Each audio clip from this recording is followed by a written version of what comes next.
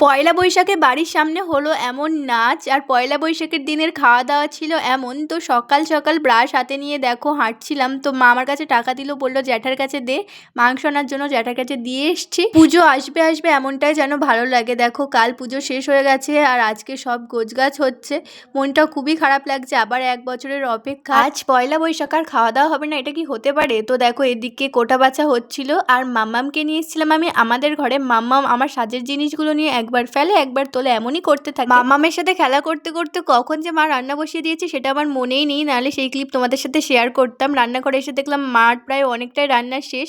এদিকে দেখো মাংসটা হয়ে গেছে, আর এটা কি মাংস ছিল তোমাদেরকে বলে দিচ্ছি, এটা ছিল খাসির মাংস। আর এদিকে দেখো আমাদের এখানে দুটো দাদুই বলা যায়, এই দুটো দাদু এইখানে ডান্স করছিল একটা গানে।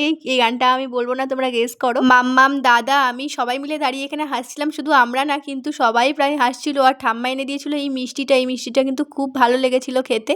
তারপর আমি চলে গিয়েছিলাম মন্দিরে জল পড়া আনতে। কিছুক্ষণ পর মা আমার থালা সাজিয়ে দিল, শুধু আমার না কিন্তু সবারই আজকে এমন থালা সাজানো হয়েছে। আমি আস্তে আস্তে খেতে শুরু করলাম। নববর্ষের অনেক শুভেচ্ছা। ভিডিওটা ভালো লাগলে লাইক করে দিও। নেক্সট পার্টে দেখা হচ্ছে, টাটা।